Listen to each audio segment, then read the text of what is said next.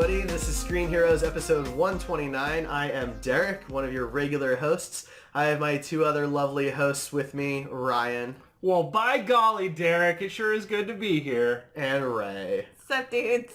Fantastic. Did my fake enthusiasm? I love it. Was it seem real?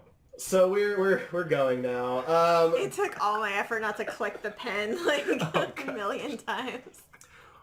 This week, we are going to be talking about our favorite TV show finales. Only because we talked about our favorite TV show pilots earlier this year. We did. And we're not doing Cloak and Dagger. That's just not going to happen. We keep pushing it off. And it's a difficult show to binge. And the thing is, with our schedule, with how often we need to watch TV shows to keep up with our other podcasts later on down the road, to keep up with other content, we have to binge these shows. It is too difficult to binge. All of us said it was like too emotional. I know it's hard to believe, but we do somewhat prepare for these and take some time to do that. So when you add, binging shows on top of the normal preparation time, sometimes it's a little much. it gets tough sometimes. For shows like that. Like if I can't, Well, even like when Daredevil drops, it drops on a Friday. We, sometimes we do the show that Tuesday. That That's makes still, it tough. that's a lot of content to get through. I have changed it when we schedule those. When Give us an extra week. Yeah. Which I appreciate. It's now 11 days that we get to watch the show instead of 4. And that does give everybody else a chance to watch it too. Because, it's tough. I know there are people out there that binge it that Friday night, and hey, all power to you. There's nothing wrong with that. I just can't do that. Yeah. Something like The Punisher, like as much as I love that show, I could not binge that all in one sitting. There's no way. That first season of Daredevil where Wilson Fisk, like the episode where he kills his father, was so emotionally heart-wrenching for me. I ended up crying for a good 30 minutes after. It was just, it hit on the wrong day at the wrong time and got all the emotions worked up. I didn't want to watch another episode for 3 days, so it gives me time to space things out if I need to. Yeah. I have a hard time doing, 10 to 13 hours of any content, binged in a row.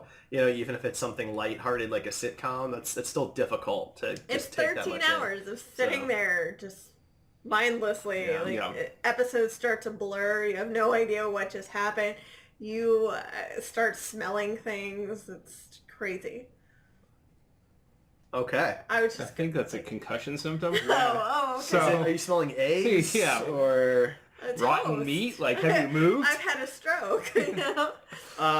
Anyway, so we have some news to cover, A lot of news, course. man. Tons of... Where do you want to start? Well, let's start with the streaming services. Nickelodeon just all of a sudden said that they're going to have their own streaming service. It's going to be cheap. It's called NickSplat. And It's out now. every cartoon they've ever released is going to be on there.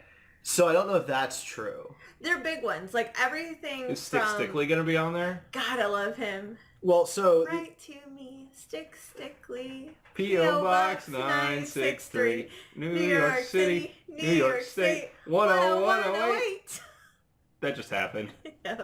All right. Deal with it, Derek. So I got like, most I'm of my not information on this from a Polygon article, and they pointed out that Rugrats, Invader Sim, and Hey Arnold were not actually mentioned in the announcements for this service, but other shows were, right? We've got things like, Doug and All Real Monsters, Rocko's Modern Life, which is a personal favorite of mine. There's a ton of stuff that's on this list, and it's not all cartoons, by the way, because Hey Dude What about All That? is on this list. Is All That one of them as I don't well? know, is it? So far, it's Yeah, just been- All That, Keenan and Kel. Oh, man. Salute Your Shorts, Guts, which I loved Global Salute Your Guts. Shorts and Hey Dude are tempting, but Hey Dude. I loved Hey Dude. Who Yeah. didn't love that? Hey Dude was Christine great. Taylor was on that show. And if you don't know that name, you may recognize her face. She is the wife of Ben Stiller and in all of his movies. Oh. Okay. Zoolander and Dodgeball, she had the biggest roles in. So. Was she in Cable Guy? No, she was She's not not in all in his movies, Cable. then. No. Maybe she was like an extra or something. We There don't you know. go. So the service is only $5.99 a month unless you bundle it with this VRV package that comes with a bunch of other stuff, including Crunchyroll and a few other services, and Rooster Teeth is part of that as well. That's not bad. No. I might consider bundling all of that. I mean, Crunchyroll is huge if you're into anime. Rooster Teeth, if Red versus Blue and Ruby, among other shows, of course, they got a ton of stuff going on now. $10 a month, or you could just do all of Nickelodeon apparently for just $6, which is pretty impressive. So it's out now. You can do it right now. If that's I'm if good. that's your Thank thing. you. I feel like if every channel has a streaming service, then it'll be cheaper to just get cable Yeah, again. it's like, you know? we're back Maybe- to cable. Maybe Right. that's the goal. They're like, look, we'll all do our own thing. It'll be just a little more expensive than regular TV, and then they'll all be coming back. But at least then you can pick and choose what you want instead of getting a cable package that has 200 channels that you don't watch and about 4 that you do. yeah, That's true. Everybody's been asking for channels a la carte for years. Is The thing is, though, if you pay more, then pay less for more channels seems like the no-brainer, right? Well, I don't think you're going to pay more for less channels. I don't think that's the thing. I mean, 'Cause, like, for me, I don't watch ESPN. Why do I need ESPN? If I can spend I $60 for all the streaming services or $80 for cable, I'm going to spend $60 for the streaming services. Right, but I'm talking about if it's $10 for Disney and it's $10 for CBS. Right, then obviously people have to weigh that option and see if it's Right. going to be more than what cable costs. Yeah, at some point it'll even out. But exclusives. I mean, Netflix has exclusives and Hulu has exclusives. HBO and has Stars, exclusives. yeah. So, yeah, I mean, there's certain things. No, you're totally right about that. So Disney, they've announced theirs is called Disney Play. Is that right? Hopefully that changes before launch because it's terrible. Yeah, Disney Play. What I thought was interesting is Bob Iger said that it's, quote, the biggest priority of the company during the calendar 2019. So we've got like Avengers 4 and Star Wars Episode 9. Well, those are in the can already. Frozen 2. It's biggest priority. There's still giant marketing campaigns for those. Right, but Episode those are 9 is already- nowhere near done. No, it's not You done, know. but by the time 2019 comes around, it's going to be done. I mean, At the very least, like the principal filming and everything, they'll be doing all the after. I still think it's interesting to say that that is their biggest priority. It's where the future is going, right? You know? I mean, do you not agree? I just feel like all these channels are jumping on the train like way too late. Especially Disney. Disney is a leader in technology and content. This feels very late for them. It feels very out of place. They should have done this years ago. It made way more sense for them to jump on this train right after Netflix hit with Orange is the New Black. I would have figured Disney would have done it. But Well, everybody thought Netflix was a stupid idea when it That's first true. started, and Blockbuster was going to survive, and all these other video stores were still going to be the way to go. But obviously, that didn't. I'm not happen, so. saying they do it back when Netflix was just a straight to your house DVD company. I'm saying like when Orange is the New Black was successful as their own content, like I expected Disney to do it then. And That makes sense. Well, people were giving CBS a pretty hard time for launching their service with next to no new content for it, right? Like Star Trek and like one other show. And so maybe Disney wanted to wait until these contracts were running out and they could launch it, some like legit content that's exclusive. I get that. Because it's supposed to be, they're going to have this live action Star Wars show. They're going to have all the Marvel's content, almost all the Star Wars content. Maybe they were waiting for to launch big. I guess also part of me expected Disney to just buy Netflix. I didn't expect them to buy Fox. I expected them to buy Netflix. But I think it'd be harder to buy Netflix right Yeah. now. I don't I even mean, think they're Netflix way is more looking to successful. sell. Netflix knows their potential. I mean, I guess they could have just kept throwing money at them, but Yeah. Yeah, I think that was the key, was that Fox wanted to get rid of their normal TV business, to focus on news, quote, news and sports. right, if Netflix was looking to sell or like, there was something, then I'm sure somebody would have stepped up and gone for it. Sure, yeah. I honestly think They're only that growing. at this point, Netflix's next step is to create their own social media. You can connect to other people who are watching the same content as you. Is this going to be like Ryan's social media platform for Woof, for Dunder Mifflin, where Oh, a God. bunch of child sex predators get in there and No, like when a company starts a social media network that shouldn't have one, well, this is actually an interesting idea, though, because it could be a lot like Twitch. Like when Twitch watches, like when they all watch Pokemon or whatever, right? Same kind of concept. You'd be able to socialize with everybody watching whatever you're watching, and that would be huge when they release a new season of a show. I actually think that Netflix next step would be going to the Twitch route and like live streaming and allowing like Twitch streams through Netflix, something along those lines would be pretty huge, at least of like the people that are large on Twitch. Well, Yeah. but that would require Netflix and Amazon to be partners, and that's not going to happen. They're direct competitors, you know, so. But if they offered some sort of streaming platform Yeah. within Netflix, I think that would be pretty huge. Now that would be interesting. Maybe Netflix could partner with Valve. Because, you know, they showed off that Steam TV thing for 5 minutes. That's true, they did do that back in like 2014 or something. No, like a couple weeks ago. They accidentally launched They talked about something like that a long hilarious. time ago. they launched it and took it immediately back down after, like, seriously, like, not even an hour. It's like the Steam box where it was really big news for like a week and then nobody bought any. But, I mean, that would be an interesting partnership, though. Yeah, I mean, any gaming company, I think, bringing that in, because that's huge. Kids these days want to be professional YouTubers or professional Twitch streamers. So that's a huge thing in the next decade. So, I mean, if they integrated some sort of, you know, something for streaming, I think that's the next place where Netflix should go. Who knows where they will. But, I mean, Twitch isn't big enough to compete with Netflix right now. No. Amazon backing them, I guess. Well, Amazon owns Twitch. Well, I get, yeah, So, right. you know. Amazon's money Yeah. could make Twitch compete with Netflix, probably, but... Well, because the thing is, Amazon has their whole video service, too, which is the competitor to Netflix. You know, so Right. that's the big problem there. But Valve that would be an interesting partnership. Yeah, but I don't know that Valve working with anybody at this point is a good idea with their development times, and That's fair. they have a lot of philosophies that don't necessarily work well with other companies. So a lot of new casting news this week. Matt Smith was confirmed for Star Wars Episode 9, along with some other guy. I forget his name. But I think Disney is The guy from finally... Lord of the Rings. There you go. Yeah. McGinnis, or what the heck is his name? He was not Pippin. He was the other one. Oh, Meriadoc? Yeah. Dominic Monaghan. There That's you who go. it was. There you go. Yeah. I think Disney has finally learned its lesson, and they understand that all Star Wars fans just want white dudes in roles, and so that's what they're I doing. think they've just learned that all Star Wars fans want Lord of the Rings actors in Star Wars. So, because I think this is like the 6th or 7th Lord of the Rings actor. No Lord of Ian the McKellen, Rings. no care. Andy Serkis. Lord of the I mean, Rings you know, and a there's doctor? That's pretty cool, though. But Andy Serkis is contractually obligated to be in any movie with mocap, so... I guess so, yeah. Yeah, I mean, it's interesting casting. I'm not a big Matt Smith fan because I don't watch Doctor Who, but Dominic Monaghan was great. Yeah. And as a person, I've watched a lot of interviews with him. He seems like a genuinely lovely person that is just very enthusiastic about things. So I can't see him hurting the franchise at all. And obviously Matt Smith brings in some fans that may not be huge Star Wars fans in general. Absolutely. So.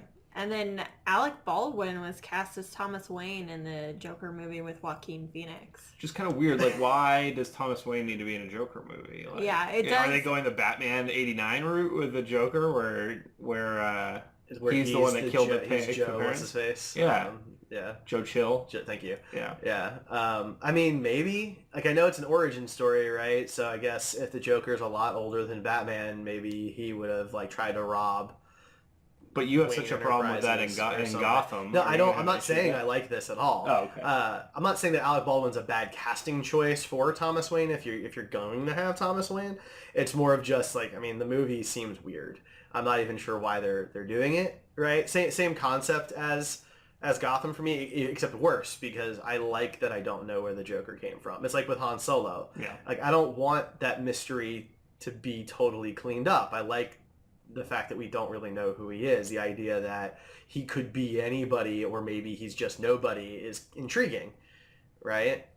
And, you know, to have Batman's, like, big #1 villain also be the guy who happened to kill his parents when he was a kid that created Batman. Crazy coincidence. Yeah, like, I never really cared for that. I mean, it worked in the '89 movie. Yeah, but, it's fine, but it's not, you know, it's nobody's going to say that's their favorite part of that movie. Right. It was just something, and they made it work. And, you know, it wasn't a standout terrible thing about that movie. I don't think they should go this route. Yeah. You know, that route with it. But My favorite part of that movie is the monologue later when he took off his makeup, because it implies that he sits there and he puts that shit on like a pro every day. At least they touch on that, whereas other actors just rip off the cowl with no makeup instantly. Right? So, Batman v Superman. Batman Begins. Like, I really wanted that scene with Christian Bale just doing this. Yeah. But maybe they're gonna really throw us off, and this is actually the precursor to Flashpoint. No. No? Alright. But I mean, that would make it slightly better. Right? But I'm somehow doubting that. Yeah, this is a weird one. It's weird. The whole thing is weird. Or maybe this is an alt universe where this is just the universe where Thomas Wayne is Batman. And right. Is that what you mean? Yes. Okay, I'd be much more excited about that. Because we finally get Flashpoint Batman. Why the hell are we watching Alec Baldwin in a Batman costume? Right. I just want the costume. Like, it's a completely selfish reason. The movie could be terrible, but... The thing is, the Alec Baldwin casting is the least weird thing that we know about this movie. That's true. You make a good point. That's why, like, when it came out as breaking news, I was like, all right. It didn't really none of us really had anything to say. We were just like, cool, whatever. I mean, now we happen to be binging 30 Rock, which I've never seen before. And Alec Baldwin's character, Jack, is quickly, like, that's my favorite character on the show now. So, like, that's kind of funny that I'm going to see him in, like, a movie for the first time. And I mean, when was the last time he did a motion picture? He voiced the baby in Boss Baby, didn't he? Yeah, there you go. The Academy Award nominated Boss Baby. Yeah. Anyway, so that's that. That's that casting news. Anything else? Casting-wise? I don't think so. Yeah. Oh, okay. One of the Captain America stunt people said, I want to be Moon Knight. It's like, okay, we get it, guys. We don't need a news article every time some random person says they want to be an actor or be in a Marvel movie. I feel like you should tweet on behalf of Heroes Podcast every time one of us is like, man, that would be a cool role to play. Yeah, right? Breaking. Ray wants to play Wonder Woman's daughter in Wonder Woman sequel 2017. It is so silly at this point that, like, it's somehow news that an actor or actor type wants to play a role in a huge the biggest franchise movies of all time. Like, there's nothing controversial about that. I want to be a superhero. Okay. Yeah. Most people are cool. You're already a stunt person. In this case, the person is already a stunt person for Captain America. So I think you're pretty close, you know? Congratulations. You have the same dream as most 6-year-olds. Yeah. I mean, that's my dream. Yeah. To be Captain America's stuntman? No, to be a superhero. Oh. Keep up. Yeah. But seriously, like, it's always breaking news type things, you know? You always see the articles everywhere. It's like, you wish people would just be like, okay, actor wants money. Person who wants job wants money. Right. Great. Yeah. Thanks for making that news.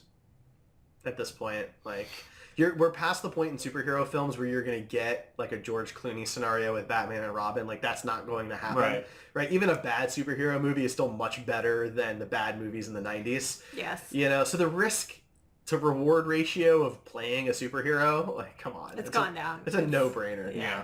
You know, if you don't want to do that, then you just legitimately have zero interest in the genre. Right. You know. And you have more money than you know what to do with. Probably that too. Because I'm pretty sure. Or they offered you a role you have no interest in. Like, a couple people were offered. I'm pretty sure if they offered you a role in any DC or Marvel movie, you would take it even if you weren't interested. There's got to be something I would turn down. I mean, I guess it depends on how busy the actor is, right? Like, you know, someone like... I don't know, Tom Cruise is a good example, right? Because there's all these rumors that he's going to play Hal Jordan. You know, I could understand him turning down a superhero role because he has his own franchise that's wildly successful. And it does mean another franchise. Like, it's not just one movie. It's multiple. Well, unless Hal dies in the movie and Jon Stewart has to take over. Right, but I was meaning more of like the Marvel scenario, right? Where these actors nobody actually sign on. When they do, they sign on for multiple films, though, before they die, right? Or they're only mostly dead. Speaking of somewhat kind of casting things, though, so I didn't know that they were making a new Big Trouble in Little China. Yeah, I know. I didn't know that. That news came out like over a year ago that The Rock was going to star in it. Okay, I must have forgotten. Or just blacked it out. But they did announce, or Dwayne Johnson, that is, announced that it is not a remake, it is not a reboot, it is a sequel. That wasn't Dwayne Johnson that announced that. Was it not? I thought it was the him. Writers or something on the. I thought he said that. I mean, if he did, that's a different article than what I read. One of the writers or somebody or director. Or I'm somebody. sorry. You're right. That Garcia, the president of production. Yeah. My mistake. For some reason, I thought it was The Rock. Yeah, they're doing a sequel. It's not going to be a reboot, which everybody was scared of. It's going to take whatever mythology is in the first one and add to it. They specifically said that there's only one Jack Burton, and we're not going to redo that character. So that's good. Part of the reason you may not remember the news is I think this was coming out around, there was like 4 different reboots all announced within the same period of time, and it was really scary as a movie fan. So it's hard to keep up with all of it. Like, we were at Target the other day, and apparently the new Muppet Babies show is already out on disc. Oh, really? Yeah, I didn't even realize it had aired yet. So, wow. That was fast. Well, you only have so much time in your life to devote to things. So apparently none of it is to Muppet Babies. Yeah, Muppet Babies get 0 attention. That's true. That other Muppet movie we discussed that released, Happy Time Murders, not getting great reviews. Or money, for that matter. Brian Henson, you didn't do good on this one, my friend. Yeah, it's not doing well at all. I'm not sure who the movie's really for. Targeted to, yeah, that's the tough thing. Is it targeted to people that watched Muppets growing up? Because a lot of those people are like me, where they're like, I don't want to see Muppets. Muppets are this innocent thing for me, and I don't want to see it corrupted by something like this.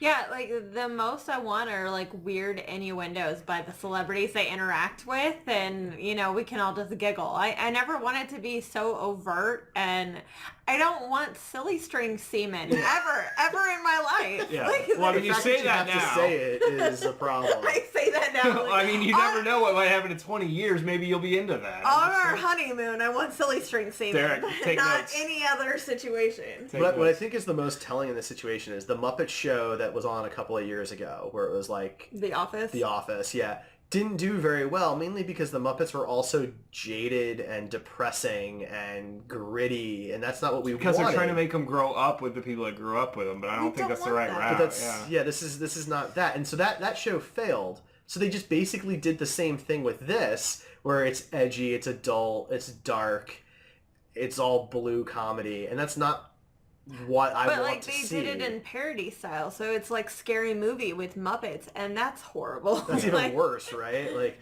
so it's not the Muppets that we know. Right. It just like happens to be Muppet-like characters. I would even, I mean, maybe I would go see it if it was the actual Muppets, but...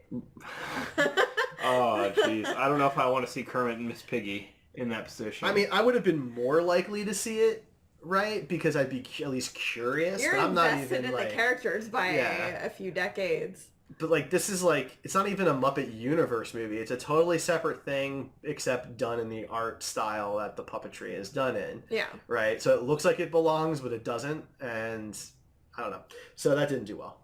Quick note, I want you guys to notice we did cross the 1,000 views threshold on Twitch. So that's right. That's a very important milestone. Derek, do you want to make a speech?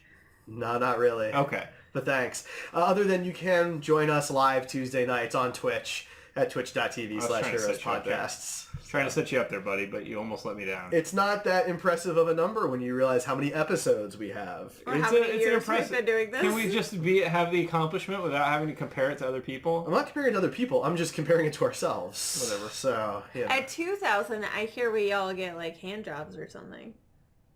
I don't think that's a thing. I could have sworn it's like a Twitch thing, yeah. Like Twitch promotion? Like if YouTube hands out the play buttons, Twitch gives hand jobs? That's a little weird, but... I don't think that's a thing. All right, any other news that you guys want to cover before we move on to our main topic, as we've burned through a lot of our time here? No, let's do this. All right, so then we're going to go and take a quick, short break, and when we come back, we'll be talking about our favorite TV show finales. Are you with the Force? Is the Force with you? Well, the Force is with us over at the Echo Station Podcast, a new Star Wars series from the Heroes Podcast Network. Join us in a galaxy not so far away every other Monday as we discuss everything Star Wars from the original films through the whole EU. So pour yourself some blue milk and get cozy in that tauntaun with the Echo Station Podcast. Find out more at heroespodcast.com. All right, we are back. Okay, so... for those who have not listened or seen one of our episodes like this, we each come to the table with about 5 of our favorites Sometimes. of the thing. So in this case, it's our top 5 favorite TV show finales. Under the table here. Now, this is our personal favorites. We are not saying that these are necessarily objectively the best or the most popular or anything like that. Obviously, some numbers, are just going to speak for themselves. MASH, for example, the most watched finale of all time by a wide margin. But I don't know about you guys, I've actually never seen the finale of MASH. Right. I don't think I've ever seen an episode of MASH. As a kid that used to play late at night with some of the older shows that I would watch, and I've seen a couple of episodes, so I'm not talking down on that show or the finale, but if I haven't seen it, it can't really be one of my favorites. Midnight Pearl is asking if there's spoilers ahead. Most likely. That's a fair question. Thank you, Midnight Pearl. Yes, we will probably have spoilers for all of the shows that we're going to talk about. So that's something to keep in mind when we go through this. Some of these shows will be fairly old, but I imagine some of them will definitely be or maybe they recent. slipped through your radar. Yeah. So. Yeah.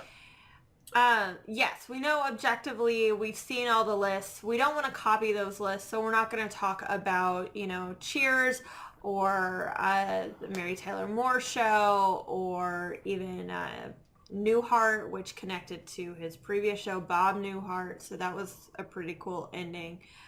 We've all seen those lists. We've been checking on those. Yes, Mad Men is amazing. Breaking Bad was really great. So maybe some of those will pop up. Maybe they won't. And yeah, let us know if we missed any of your favorites. So we normally start with Ryan, but I think we should start with Rae this week. Seems rude, but okay. Totally I arbitrary. agree, but we should go with it. All right, so one of my favorite endings comes from one of my favorite shows, and that's Avatar: The Last Airbender. And Is that the M. Night Shyamalan one?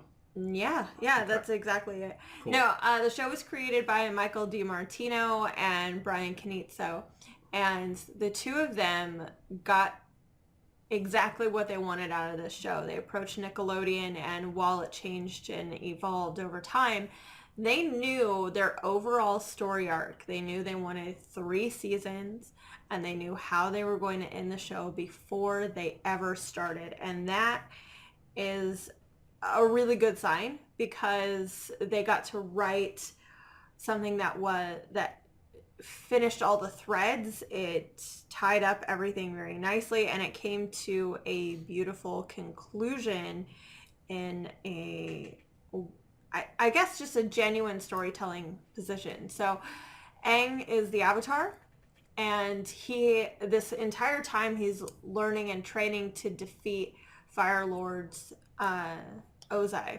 who has the capabilities with the upcoming comet to destroy most of the Earth Kingdom and finally take over the world. And Aang, it's a 4-part finale, which is a lot for any half-hour show.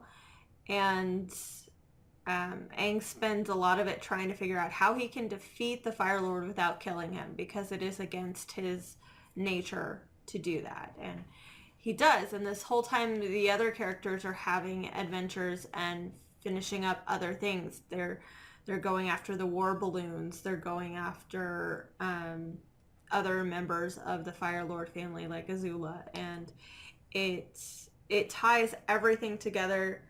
It has a lot of beautiful fight scenes. The show is heavily steeped in different forms of martial arts, so they did not disappoint here. They rekindled relationships and explained away why others were no longer in the forefront. So it was a beautiful show altogether, one of the best shows I've ever seen, and the finale did not disappoint. See, I thought it ended with him finding out that he was dead the whole time. Yeah. And this was all news to me. I wasn't familiar, so I'm Well, glad now you you cleared are. that up. Yeah. It is a really cool finale and a great show. I really loved it. I still need to watch Legend of Korra, but yeah, that was really cool. That ending is spoiled for most people. Yeah, that was spoiled for me. Yeah, because of how unique it is. Mm-hmm. Now, so, okay, I guess a little thing here. A finale for a show could be multiple parts, as it is with Avatar. It's 4. It's 4 episodes. Or it may not necessarily be an actual intended finale, because some shows get canceled and you're stuck with the finale that you get. And sometimes that's good enough. Sometimes it's not. One of my examples, I'll give you a scenario there. But so there's a little bit of flexibility here. Yeah. I mean, for a half-hour show, it's a 2-hour finale, and a lot of 1-hour shows have 2-hour finales, so it's actually not that big of a deal or a huge change when you compare to other TV shows. So 4 episodes, they're only 22 minutes apiece. It's not a big deal. Ryan, what is your Home first Improvement one? had a 3-part finale. It did, yeah. I don't know that I've ever actually seen the end of really? Home Improvement. It kind of ends in a weird, ambiguous way, but it was fine. I kind of still hope for the reboot, but I don't know. Fair enough. I'd say what you want about Tim Allen, but the things he did, he made questionable choices for sure. But it was a good show. Yeah, it was a good show. I grew up with that show, so. Yeah, I think I've seen that show at least 3 times all the way through. I still watch it. The Laugh channel that's free on Antenna or whatever plays it every night Nice. for 2 hours. So I've been watching it, occasionally. I would like to see how it ends. I never got to actually do that. Well, they finally see Wilson's face. Yeah. No. Yeah. Oh man, that's amazing. Okay. Technically, I think on the DVD there was an extra episode at the end, but it was mostly just like memories and like recapping and stuff. That's It was a clip show. Yeah, but yeah, they show Wilson's face at the end. That started to be more common. Chuck and Fringe both have extended versions of their finales that didn't air that has extra stuff. That's cool. Things like that. So Ryan, what is your first? Not Home Improvement. Not Home Okay. Improvement. I mean, that was fine, but yeah, not one that was super memorable for me. Right. I'm going to say House. Oh. So I was a big really? House fan. I came into it late, but it ran for, I think, 9 seasons. And I think I came into it around season 4, season 5, and I just fell in love with it. Even though it was the same formula pretty much every week. It's never lupus. Well, it was once, I think. Yes.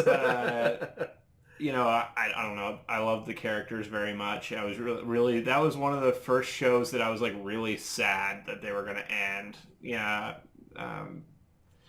But the finale was done in a way that I thought was fitting to the character. A lot of people did not like it.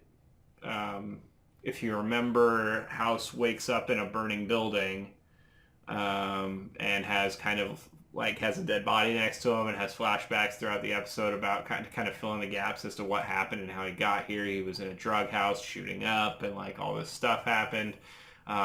He was going to lose his doctor's license because of some stuff that House does, that kind of stuff that happened several times.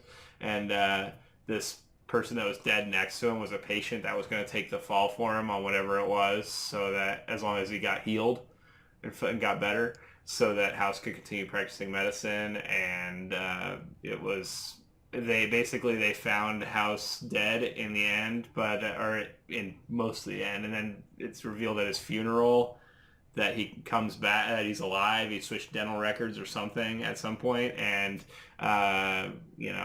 Wilson, his best friend that had been battling terminal cancer throughout the last, I think, 2 seasons or last season, is doing the eulogy and gets it saying how much of an arrogant ass he was and all this other stuff.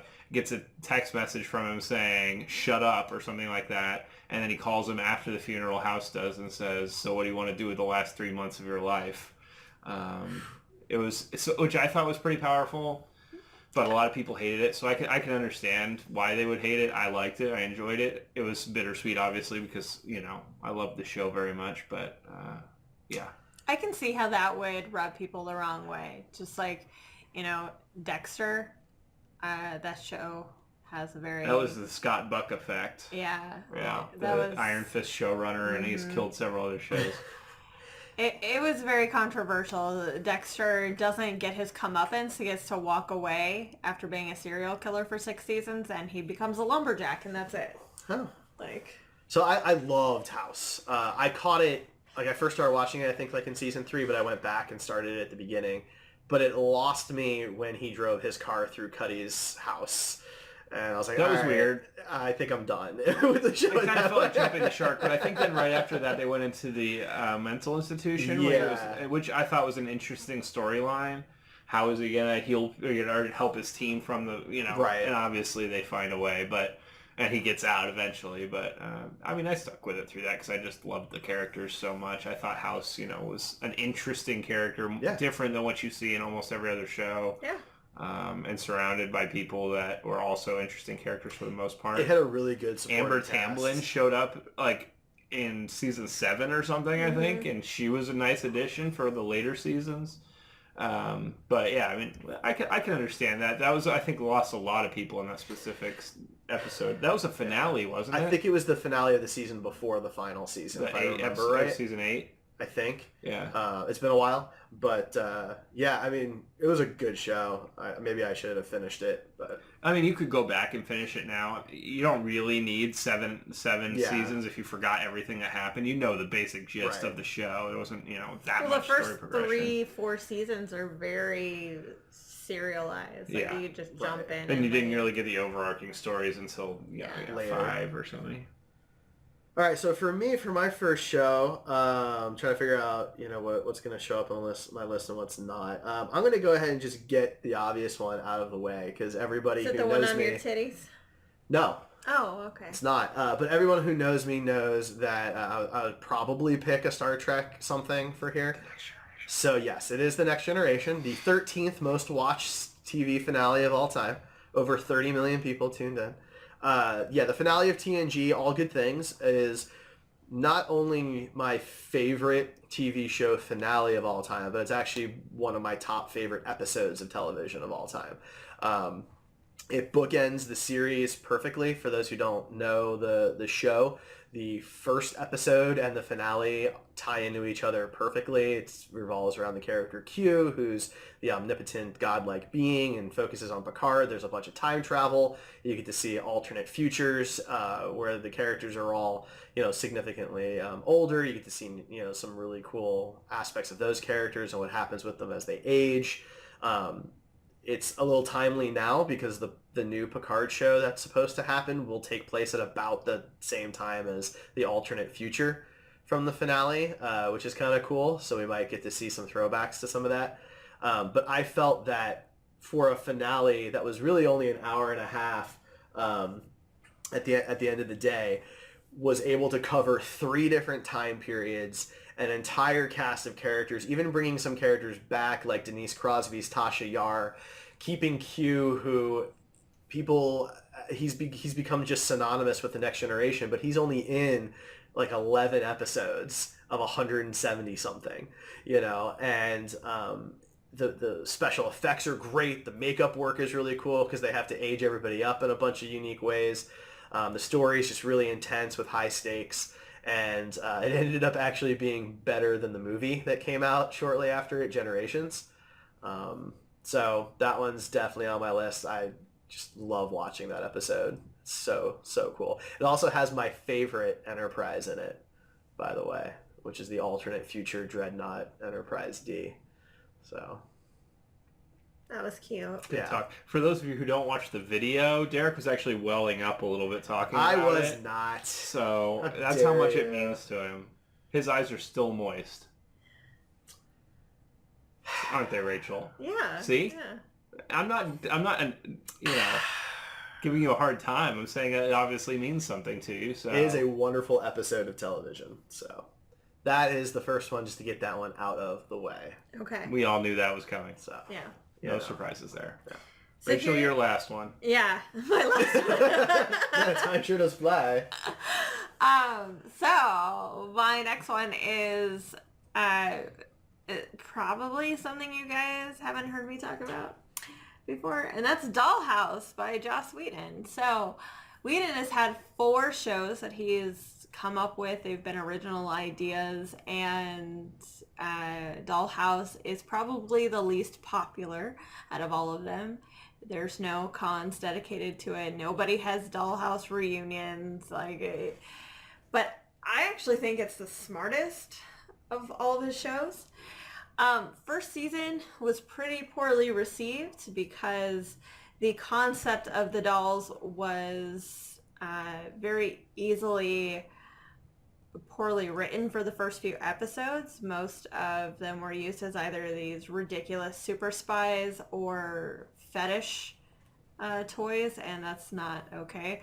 But once Whedon got a handle on it and he could show the seriousness of the nature of the dolls, then it got really good. So season 1 had very poor ratings, and he knew that Fox was basically giving him a handout for season 2 because of what they did to him for Firefly, and he got lucky. So he wrote a season, some of the best story writing I've ever seen. He brought in just incredible characters and really interesting dynamics and a subplot and a twist ending that I was not expecting, that is still thinking about it. It just blows my mind how I didn't catch it. It was so good, and Did they ever move out of the dollhouse? Yeah. Into like a full-size house? Well, the whole thing ends with like this wasteland dystopia, and it was so good. How did you not see that coming? That's what I don't understand. Yeah. I mean, you'd figure like that's how Joss Whedon. all TV shows should end. It's just Right. a wasteland Geez. dystopia. It's a really good show. It's one I'm eager to rewatch here soon. So, Dollhouse. Yeah. Watch Dollhouse. Never seen it. Derek and I are passionate fans, obviously. Yeah, I've never seen Dollhouse. So, That's fine. but Firefly is not on my list. So, Well, no, you can't. I don't think you can count that, since episode 14 with Jubal Lee is not that great of an episode. It's one of the weakest of the whole season. I guess you could call Jubilee from the X-Men shows up. Yeah, you didn't know about that crossover? I've never seen Firefly, so Yeah. other than the first episode. I mean, you could call the movie Serenity the finale, I suppose, I feel like that's a if you cop-out. wanted to. Yeah, I'm not. We wouldn't do that with any other thing, so. Ryan, what is your next pick? What are we talking about? Oh, okay. Favorite robots? I did not prepare for that. I prepared for favorite reboots. Is that going to be a problem? It's a shame that Ian doesn't listen to the show. Yeah. It's a shame that no one really listens to this show. Except Midnight Pearl. We We got love these you, inside Midnight Pearl. jokes that nobody else is listening to anyway. So, what's your next show? I'm going to say Parks and Rec. Oh, okay. So if you haven't seen the show, I love Parks and Rec. there was a weird and I didn't watch the show until it was on demand, so or like a streaming service. So Yeah. I don't know how long. Obviously, there was like the show stopped and then they brought it back at some point because season 7 is much different than season 6. There was not. It just aired. Yeah. When you're after. Okay, it seemed like there was like a break there. At No, some they point. just did something very different from what other Well, I shows tend appreciate to what do. they did. Yeah. Season 7 was something that They that added was the very time jump interesting. because Amy Poehler did not want to act pregnant. Fair enough. She did Baby Mama, and that was Yeah. With triplets. Something Like, how would special. you even do that? Yeah. But the finale was, I thought, a really fitting tribute. These were characters that we all cared about watching the show. You get to see them all kind of meet up in the parks department and reminisce about the times that passed and Very satisfying. fix a ending. swing set, and that was their big thing. But then partway through the episode, they set up to take a picture of all of them, and at that point Leslie says, "I'm ready," or something along those lines, and they start going through each character to show where they are. Even some of the smaller characters that aren't the main cast members, you get to see some stuff about, and pretty much everybody's was very satisfying. It was sad. It was an emotional thing, which is always weird for me when I'm talking about TV shows. But you care about these characters. It was a shame they couldn't bring Lucy Lawless back for the final season. She wasn't Yeah. in one episode. But I do like, if you guys are huge fans of the show and you've watched it multiple times like I have, you'll notice that the homeless man that Leslie beats with a broom in the slide in the very first episode is the man in the suit that requests them to fix the swing at the very end. and it's just like he's There's a come lot full of circle. stuff like that in the Yeah. show. Like I read an article about it that had like all these different people and how they progressed throughout the show that were characters you didn't even like care about. It was like a guy at a city council meeting or These are something like that. D level Yeah, characters. but they had their own storylines going on, and you didn't really notice it until somebody points it out. Yeah. Now the finale, One Last Ride, it's the 2-part finale, is awesome. And it happens to finish off one of the best seasons of television. Like, it ends on such a strong note, that final season, even with a time jump. I mean, who successfully pulls off a time jump? I mean, looking back at it now, it's kind of silly because it takes place in 2017 or 2018, right. and you're looking at it, they have like these hologram tablets. All the It's like, okay. grizzle devices. Yeah, well, which I think is fine. It kind of suits It does. the world that they've created upon E. But yeah, it was. It did air in 2015, so that's why right. it Yeah. seemed. But even in 2015, they expected us to have hologram tablets. You I know? mean, you know, Some of the stuff was fun, like Kevin James for the Jason Bourne reboot. Yeah. Like, that's hilarious. Yeah. no, the finale is great. One of my favorite things about it is how they handle Jerry. You know, because Jerry gets beat up. Jerry. She fixes his name, remember? And That's Scary. Gary. Gary. Gary's It's his Gary birthday. Gergich, right? Gary Yeah. Gergich. Sorry. Remember, he gets excited when they make the mistake and call him Gary and go, "You're Gary now." And he Yeah. says, Right. "After 29 years of working here, they finally figured out my name." I'm truly blessed. Yeah. But, you know, he becomes mayor earlier, and you get to see how long, you know, that goes on. He stays like mayor 6 forever. terms, yeah. And then he becomes a motivational speaker, if I remember right, and all this other stuff. And Like, he ends up dying at like the age of 100 with like 1,000. his wife that hasn't aged at all. Which is so funny. Yeah. You know, Tom's book, you know, with all the different personalities. Failing Right. to fail. Yeah, failing to fail, you know. And when Ben says that he got a Tom, it just totally screws with him. Yeah. No, it's a really good finale. Fun fact for you about the finale. There was a producer's cut of the finale where Shauna Malwae-Tweep and Jeremy Jam's futures are explored. No. In 2018, Shauna's fiance leaves her at the altar, and Bobby Newport sees her crying on a park bench. Shauna and Bobby end up getting married 5 hours later. Yes! That's fantastic. And in That's my 2020, favorite. Jeremy Jam is working in a hibachi restaurant in Florida. I'm okay with All right. I'm good with it. I'm sad that never made it into the It's a episode. real producer's cut that happened, yeah. That's fantastic. I know, it kind of made me sad, too, that we didn't get to see Oh, that. man. Because I would love to see Paul Rudd come back. Right? Yeah. And what a good matchup, the two of them. Right? That's perfect. Yeah. I love They it. married 5 hours later. Yeah. It sounds right. Yeah. It totally sounds perfect. right. it. Tracks. Oh, man, that's so good. Yeah. All right, so then for my next one, and Parks and Rec was on Was it? my list. I had a feeling. I didn't select it because I knew it was going to be on one of yours because we talk about that show a lot. We Such a love that good show. Yeah, so that one was on my list. Better than The Office. Yes, I think that's objective. No. it's It's not. A lot of people prefer The I'm Office. making a joke. Okay. I was just making a joke. well, stop making jokes, Derek. That's So- my job. An opinion is always subjective. So Your face is always subjective. Anyway, all right. So next up on my list, I am gonna pick Scrubs. Yeah. There's a surprise. Derek's list, I could have predicted his entire I list did. before we even started this. So Scrubs, not Scrubs Med School, but actual Scrubs. Season 9? Season 8, my finale. It was supposed to be a completely different show, but when it Yes. failed, they just tacked it on. Right. It was supposed to be. It has a separate title. It's Scrubs Med School. It's a completely separate show. So my finale is the season 8 closer when it got picked up for one final season on ABC. And it had been on NBC for those who were not aware. Anyway, the finale is about JD's last day at Sacred Heart and going and meeting all of the characters for that. And it's an incredibly sentimental and touching episode.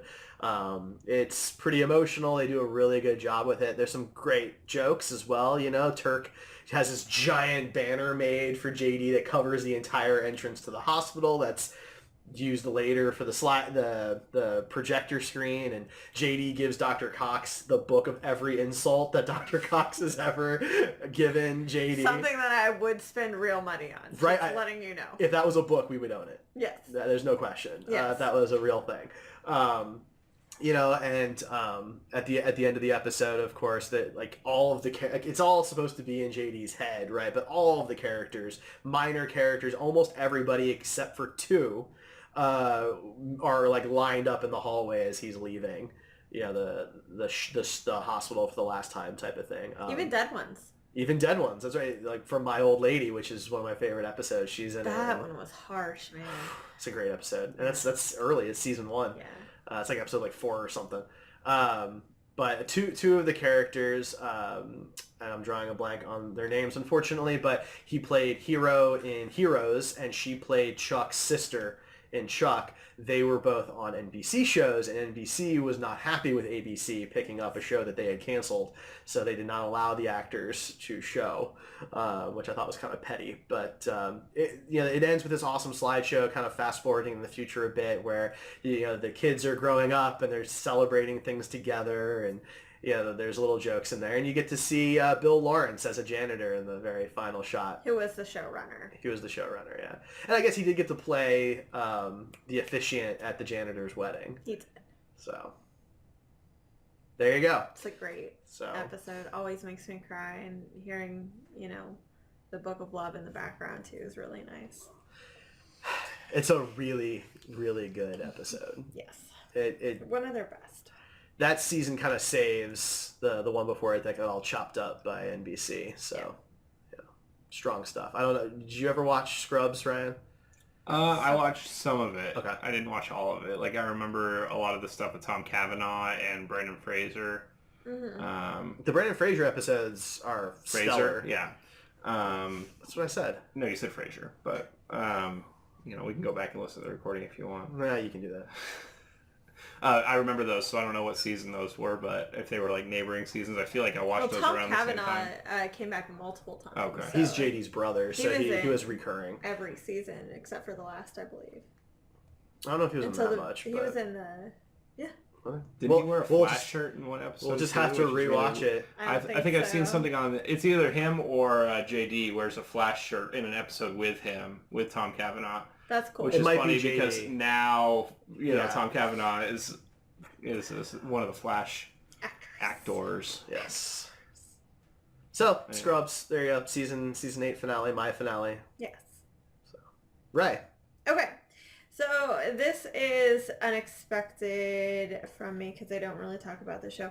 One of the best cartoons ever created was Wolverine and the X-Men. And not where I thought you were going with that, but... It was because it had already... It came out around the time where serialized cartoons were a thing. So you had overarching stories, and it was all connected, and it was really well done. Unfortunately, it was only canceled after one season, so it did end on a cliffhanger, but the cliffhanger wasn't too bad where you needed that second season. It was just really well done, guys. Like I've never seen such compelling X-Men stories before, and this is coming from somebody who loved the X-Men TV show in the 90s. One of the best theme songs ever written. Like, fight me on that one. Yeah. There's a couple I throw up there with it. Good. But yeah, Sure. It's a good one. But Wolverine and the X-Men did everything that X-Men show couldn't. And they really should have titled the actual X-Men movies the same thing, because Wolverine and the X-Men. That's basically what they were. That was it. Like, it was banking on the popularity of the films, and it told better stories than the films. It's not really hard to do than right. A couple of them. Some of them are pretty bad. So it's pretty great. They got to do the Phoenix storyline. They got to do the Hellfire Club storyline. All in one season? Yeah. Wow. Yeah. It's pretty incredible. I saw the old cartoon, but I never saw this one, so that's cool. Nice. It's a good show. I don't want to spoil too much of it because I'm going to make you watch it of how great it is. Okay. But it's only one season. I'm sure you can find time, Derek. Yeah. Sure, yeah. And it's a cartoon. There's only a cartoon, 20-minute That makes it easier. Yeah, after 30 Rock, so we're like halfway through it, so might as well I guess finish. so, yeah. But then you have to watch My Hero Academia. No, she's watching it. I'm not No, watching but it. you should watch that too. We'll see. Are you watching it? Yeah. It's so good. Oh my god. So good. I do a good All Might voice. Do you I've been really? practicing it. I want to hear it. Not right now. Please? We'll save it for the Okay. future. All right. When your we're next talking about an anime or something. I'm going to say one that you guys are probably going to hate me for is The Office. No, I The really Office had a liked- really good finale. You know, you can debate whether Parks and Rec or The Office are better. You know, and I think that either one is fair. I could see the merits on either one, but I think both of their finales were done pretty well. Yeah.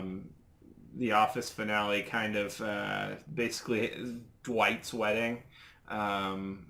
And ending the mockumentary or the Ending the documentary, and they go back and do a Q&A for the DVD extras, and all this kind of circling the time of Dwight's wedding, and then Jim throws a bachelor party for Dwight, Which who's was a lot oblivious of to the fun. stripper. Yeah, I mean, there's a lot of good stuff happening, and then you know, when Michael comes back was a really emotional moment. At least when I watched it, Yeah. it was emotional for me. You kind of knew it was going to happen, or hoped at the very least that it was going to happen. Yeah. You know, because the show was never really the same after he left. Robert California didn't work as well. And I liked Robert California, but yeah, it wasn't as good. And, you know, Nard Dog was good for a while. Then when he left to go Film The Hangover. be shipwrecked or whatever. Film The Hangover. Oh, you wanted the fake Right. reason. My bad. Yeah. The story reason. But then you had the woman from Doctor Who Right. take over. Nellie, was that her name? Yeah, Nellie. Catherine Tate. You know, and I thought she was great, but I mean, none of them were Michael Scott. No. So, you know, you're always trying to not to compare it, but you're comparing it. And when he left in season 6, it was so good. Like, that ending was amazing. His last episode, his last full episode, and him proposing, it was beautiful. Yeah. And by then he had grown up.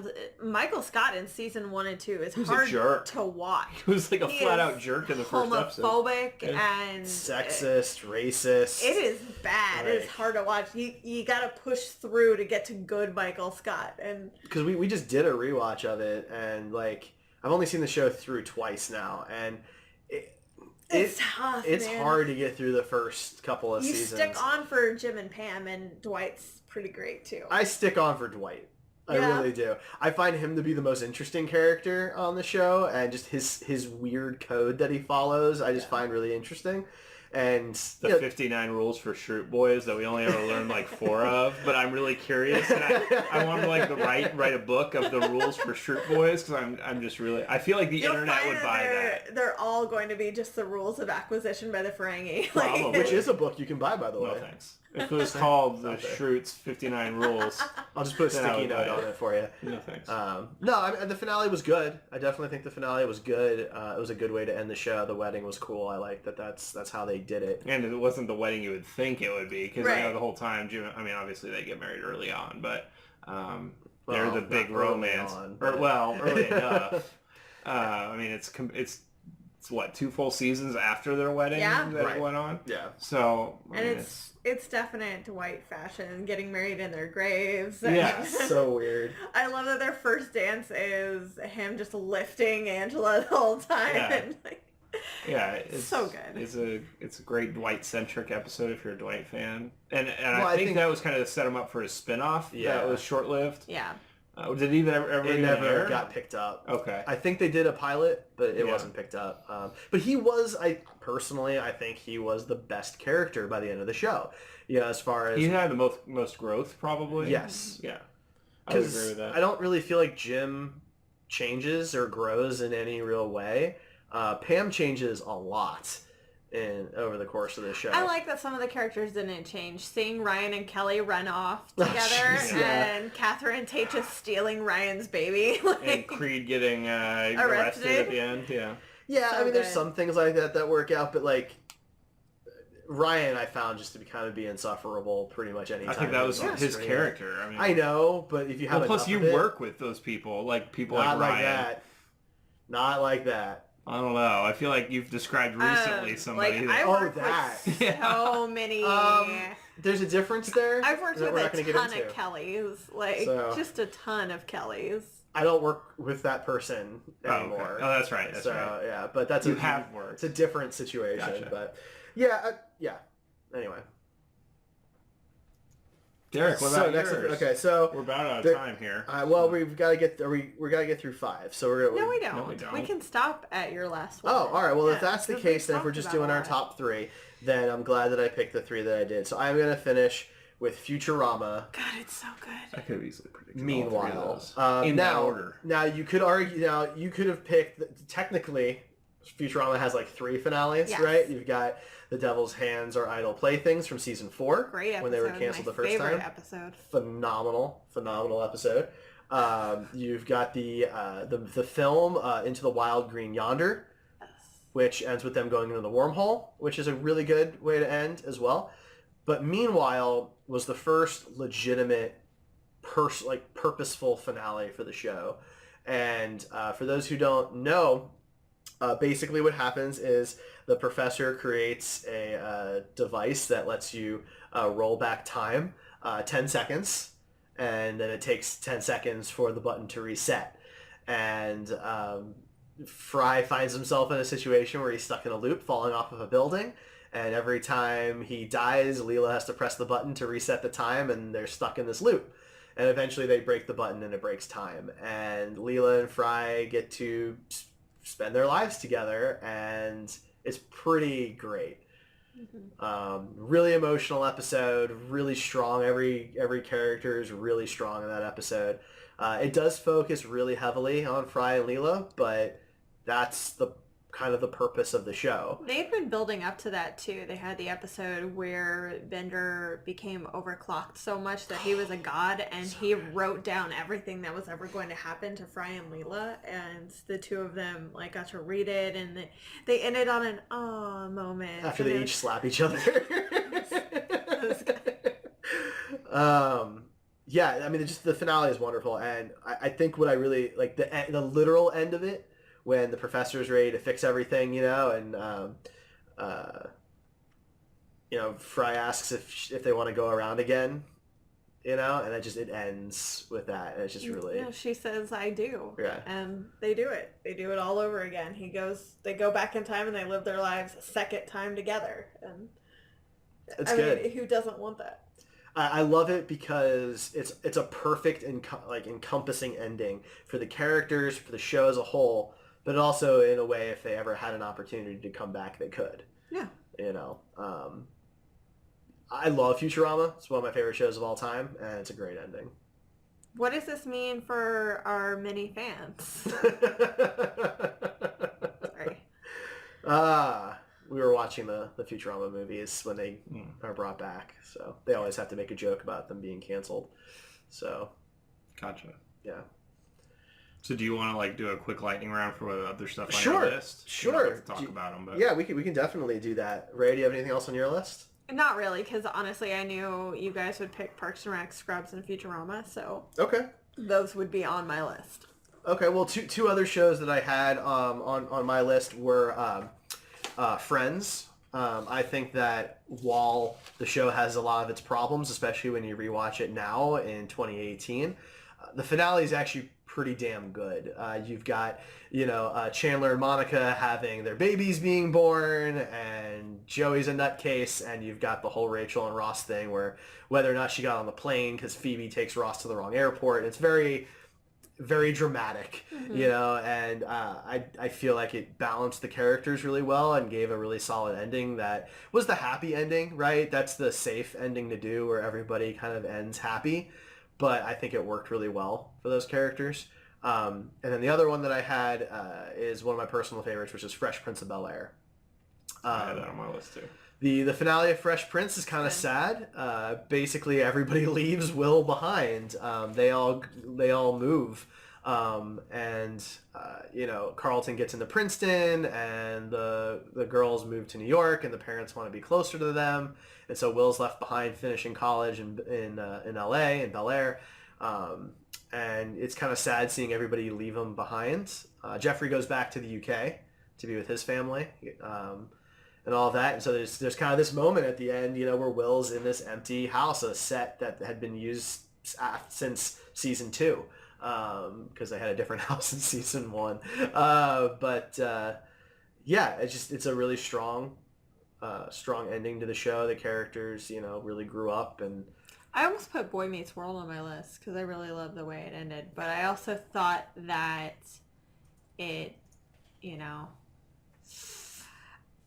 had stronger episodes in the middle. So Fresh Prince does too. I'm drawing a blank on the title of the episode, but the one where Will's dad kind of stands him up and everything is a powerful freaking episode right there. But yeah, that and the gun one. Oh yeah, where Will gets shot. Yeah. Protecting Carlton. Man, there's some really good stuff in Fresh Prince. We talked about it. I think on Best Sitcoms or something. I think we probably did. Yeah. Because it belongs there. It's a great sitcom. Now in chat, Midnight Pearl wanted to point out that if someone puts Seinfeld on the list, then our lists become totally irrelevant. I am a massive Seinfeld fan. It is such a mediocre kind of finale. That was just an excuse to basically bring back a bunch of characters and redo a bunch of jokes. But I do appreciate that the show begins and ends with the exact same conversation to showcase exactly what the finale is supposed to be showing everybody, which is that these characters have not grown in any capacity over 9 years. They're still the same shallow, self-centered, selfish people 9 years later. And that's the point of the show, so at least it did that. But it is not a very good finale, even though it is one of the most watched, being a very popular show. That doesn't make it good. I agree. Look at the Transformers movies. I agree with you. Any other shows you guys want to throw out there as possible Ryan choices? has one. I had Smallville on my list because you got 10 seasons And you of finally no see him You fly. get 10 seconds of Superman. Yeah, not even 10 seconds, I don't think. You get like him running to the camera, Yeah. showing the Superman logo. But there was some other good stuff. You got Granny Goodness in that episode. You had Darkseid in that episode. You had, there was a lot of somewhat deep cuts on the DC side for a TV show. Yeah. Of course, when you go 10 seasons with Superman, you're going to have deep cuts Because you'll run out of stuff to do. You're going to run out of stuff. And I mean, the Justice League stuff, and there was a lot to deal with. You mean in that the episode. Hoodie Brigade? The Hoodie. Well, but when that show came out, I mean, that was on a TV budget. I mean, Arrow doesn't look that much better than the Hoodie Brigade. I love the costumes in Arrow, but really they're Wild not that Dog much more doesn't. advanced. Look, Mr. Terrific doesn't, like... This was the CW 15 years ago now. Yeah. On a budget that it had then. The network is much more successful now. Yeah, they have way more money now, so they can afford to get an actual costume designer in there.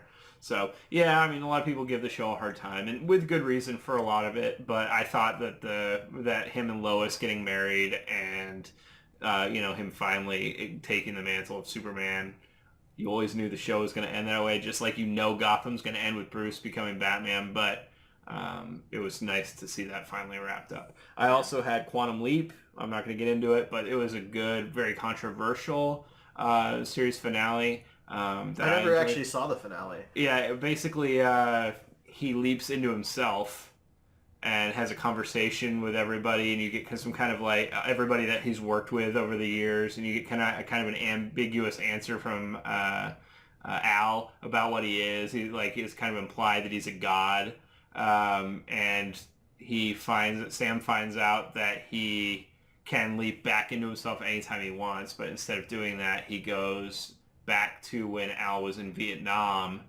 that era, to talk to his wife and tell him to wait for Al because he was captured in Vietnam, if you remember, and his wife moved on because they didn't know if he's ever going to come back, so he went back and told his wife that he would come back. So that kind of sets up a weird chain, like then does he ever become who he is in Quantum Leap, So a lot of people are unhappy with that ending, but it wasn't meant to be a series finale. They went and filmed like 2 episodes or however many minutes of episode to kind of make it into a series finale. Right. But I liked the series finale. It kind of shows a more selfless side to Sam, that even though he could go back to his life, he's instead going and trying to help people still. And I also had Family Matters, which was a really weird... It was weird. Series finale. At that point, Urkel was in space, if you remember. And Harriet had been replaced. Harriet, well, that happened early, At the like first several seasons episode. in, I thought. Or was it the last season? Yeah, it was the very last season Harriet was replaced because she just didn't want to do it anymore. Yeah, that was weird. But then, at the very end, Urkel gets to kiss Laura, and, it's a nice happy ending. He doesn't die in space, but he comes back as a hero, a national hero. Being that Steve wasn't even supposed to be a main character when the show launched, it was an interesting twist that the show went through, and kind of transformation, and a good ending to that whole transformation. So it's funny because if you go to Wikipedia, because I went to Wikipedia and got all these like kind of synopses of the last episode, so I can have a reminder of what happened. 'Cause some of these I haven't seen in a while. The 90s sitcoms, Fresh Prince, Family Matters, it's like one paragraph, but then on like The Office or Parks and Rec, it's like 4 pages of what happened. So it's funny that shows progress in a way. Smallville was actually really long too, because so much shit they had to wrap up in that episode. But anyway, I thought that was interesting. Yeah. Things were so much more simple in the 90s. Well, yeah. You also have to have someone go back now and write them versus people who are actively writing. You're also talking about As half-hour they air. sitcoms versus like Well, The full Office hours. is a Well, that's half-hour true. sitcom. That's true. It's just Parks people and were Rec was too, I writing guess. those as they were airing versus like for Fresh Prince, you have to think Go to back. yourself, someone should really go write about this Right, show. which people do. Right. You could literally go through every episode, and then Yeah. somebody has written a synopsis for that episode. And we thank you for your service. Yes. You make my job that much easier, so I don't have to go watch all these over again. Anything else? No, That's it? I think that's it. All right. So next week, we are talking about, Our favorite sports films. and we've got some qualifiers on that. We'll go through it at that time, we'll but talk about. we did set the rule that we're each going to pick one from a different sport. We're not going to overlap. So my list easily could have been just nothing but baseball movies because as Derek's a kid, list could that's have what easily I been watched. Rocky 1, Rocky 2, No, Rocky 4, stop Creed. it. It I think could have there's a been. difference between one series and one sport. Because, like, I could think of a couple different football movies I would have wanted on my list that have completely different types of films. Oh, sure. Right, but, like... I can probably think of the movies you're talking about off the top of my head, but we're not going to get into that. No, this not week, this so- week. No. That's next week. So next week you can join us for that. Don't forget we do this live on Twitch at twitch.tv/Heroes Podcasts, Tuesday nights at 9 p.m. Eastern, 8 Central. Ryan, you are Buster Props. Yes, I am. Rae, you are Siren Rae, SIRYNRAE. Yes, I am. And I am the Star Trek dude. Yes. We are the Screen Heroes on the Heroes Podcast Network at Heroes Podcasts on Twitter, Facebook, Instagram, and heroespodcasts.com. You can find our show on Apple Podcasts, Google Play, Blog Talk Radio, Spreaker, and anywhere else that you can drop in an RSS feed. Thank you so much for tuning in, everybody. We will catch you next